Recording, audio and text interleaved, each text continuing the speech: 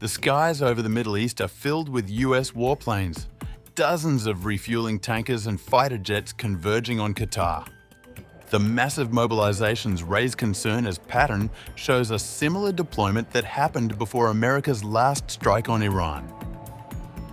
Washington calls it readiness, but Tehran warns even a single Israeli strike could ignite a full-scale regional war. As the US sharpens its arsenal, Germany quietly approves new arms for Israel. Despite mass protests at home, the world is bracing for the next spark.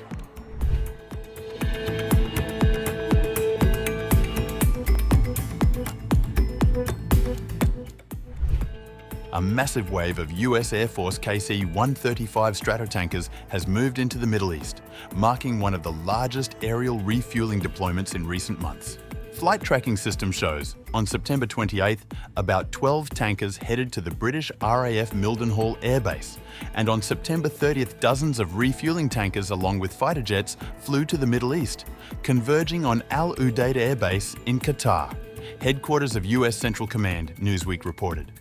Open-source intelligence and military tracking accounts, Defense Index in a post on X, highlighted the sudden deployment.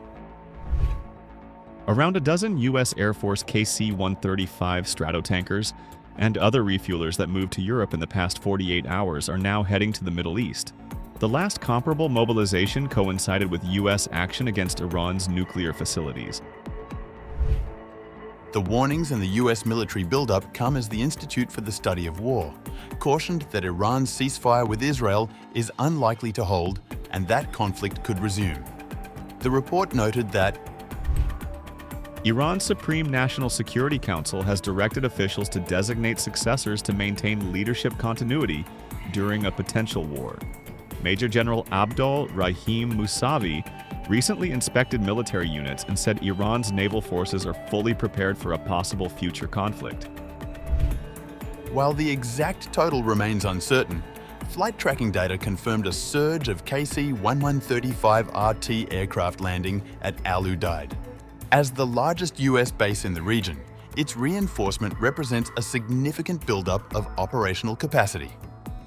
Similar large-scale military movements were observed just before the 12-day conflict involving Israel and US strikes on Iran's infrastructure and nuclear facilities. The deployment coincided with an unprecedented meeting between Trump and US Defense Secretary Pete Hegseth with the US Military High Command on September 30th. According to Bloomberg, Hegseth urged military commanders to prepare for war.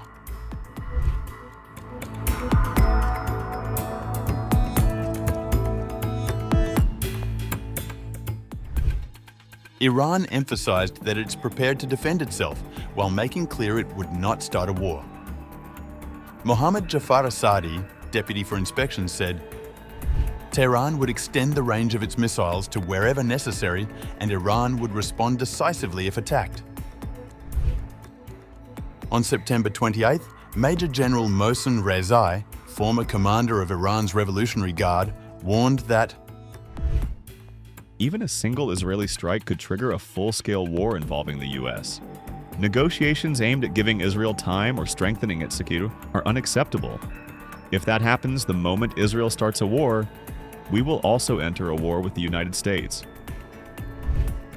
Bainam Taleblu, senior director of the Iran program at the Foundation for Defense of Democracies, said, the last time similar moves ended in attacks in the Middle East. During Operation Midnight Hammer, the Donald Trump administration used disinformation to cover up the deployment of B-2 bombers to Iranian facilities.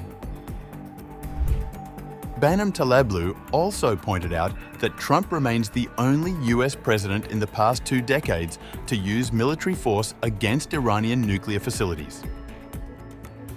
The US tanker deployment and Iran's warnings signal a period of heightened vigilance across the Middle East.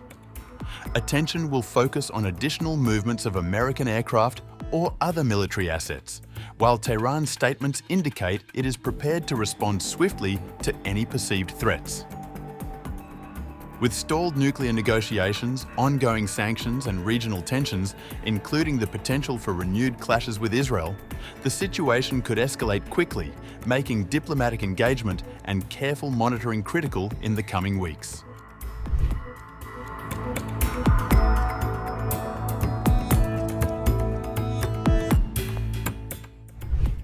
Meanwhile, on September 30th, the German government has authorised new arms exports to Israel, following Berlin's pledge last month to implement partial restrictions on shipments in response to its criticism of Israel's genocidal war in Gaza. Reports suggest that Berlin had approved new arms exports valued at least $289 million, with permits granted between 13 and 22 September. In a statement, the German Economic Ministry said, These export approvals are exclusively for other military equipment that were not war weapons but other military equipment, representing only a fraction of previously approved exports.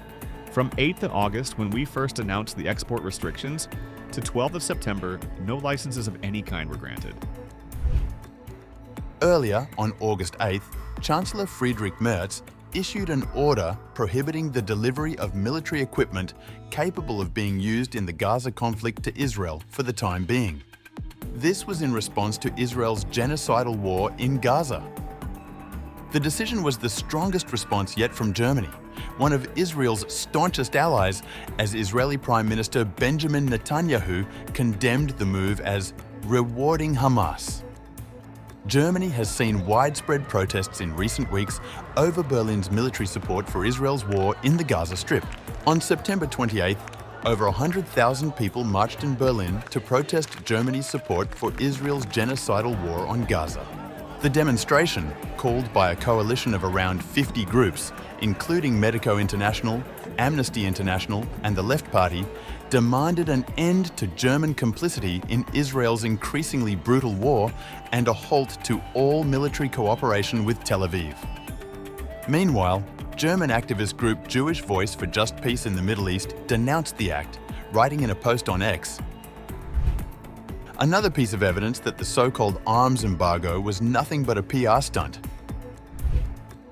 Left Party lawmaker Leah Reisner strongly criticised the government for issuing export licenses again.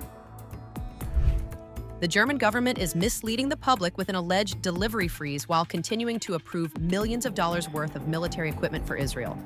This freeze is pure eyewash and can be revoked at will at any time.